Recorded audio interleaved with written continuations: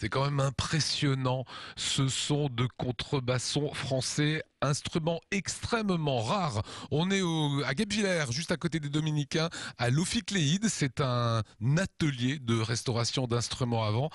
Pierre Walter, petite explication sur cet instrument rare, ce contrebasson, il n'y en a pas beaucoup. C'est un instrument qui est très rare parce que peu employé dans les orchestres. C'est vraiment la deuxième moitié du 19e siècle qui généralise le contrebasson dans les grosses formations symphoniques.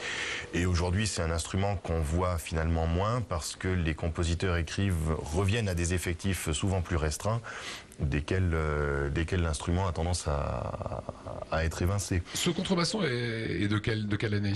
C'est un des derniers modèles fabriqués par Buffet-Crampon, au fin des années 80, début des années 90. Alors il faut savoir que Pierre est alsacien, vous n'habitez plus dans la région et vous êtes venu ici à Guebwiller pour récupérer ce contrebasson français, cet instrument. L'instrument est rare, les gens un petit peu spécialisés dans le métier sont rares aussi. Moi j'avais une très bonne expérience auprès de l'Ophicléide quand j'ai fait remettre à neuf mon basson il y a 2 ans. L'Ophicléide, c'est l'endroit où nous sommes. L'endroit où nous sommes, tout à fait. Je connais très bien Gilles Kunz depuis pas mal d'années. On a fait nos premières armes au Conservatoire de Mulhouse ensemble.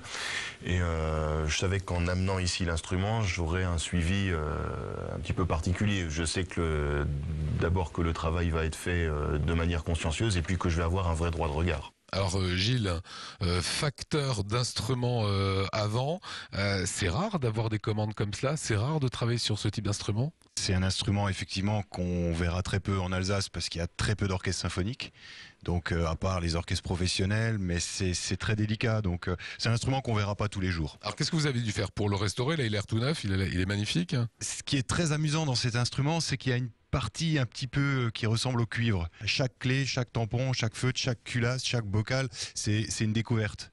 Parce qu'on le fait pour un instrumentiste et on va le faire avec lui. C'est-à-dire que Pierre est venu aujourd'hui pour faire les réglages en fait, pour peaufiner les réglages, donc ce qu'on a fait un petit peu ce matin. Alors Pierre, comment il sonne ce contrebasson français? Très bien, je crois. C'est vraiment le jour et la nuit par rapport à ce qu'était cet instrument il y a 2 mois. On a revu tout ce qui est tampon, tout ce qui est problème technique, donc on résolu tous les petits problèmes de fuite parce que les tampons en vieillissant finissent par perdre un peu leur étanchéité. Donc vous arrivez dans le grave avec une clé qui bouge mal, ça pose des problèmes d'émission, ça pose des problèmes d'homogénéité de son, ça pose des problèmes d'attaque tout simplement des fois. Alors pendant que vous jouiez, je vous ai vu, il faut souffler extrêmement fort dans l'instrument. Vous pouvez souffler une note? Ça, c'est la note la plus grave de l'instrument. Oui, il faut souffler. Il faut remplir tout le volume de l'instrument. En air. Vous avez quand même, mine de rien, presque 5 mètres de tuyaux. Il faut mettre tout ça en vibration. C'est sûr que vous prenez un basson, c'est la moitié du tube. Vous prenez un hautbois, c'est presque ridicule à côté en matière de longueur de la colonne d'air. Dernier mot Gilles, ce sont des restaurations fréquentes ou c'est rare dans la vie d'un facteur d'instrument avant? Un contrebasson, c'est très rare. Vrai. Je pense, dans toute ma carrière, je serais déjà content d'en avoir fait un, quoi qu'il arrive. Et c'est aussi des instruments qui sont dans des budgets absolument faramineux. Aujourd'hui, un contrebasson, ça vaudrait à peu près 35 000 ou 40 000 euros. D'accord. Et la durée de la restauration, vous avez passé combien de temps dessus? Ça s'est fait sur 3 semaines, par petits bouts, puisqu'il y a toute une partie cuivre sur cet instrument.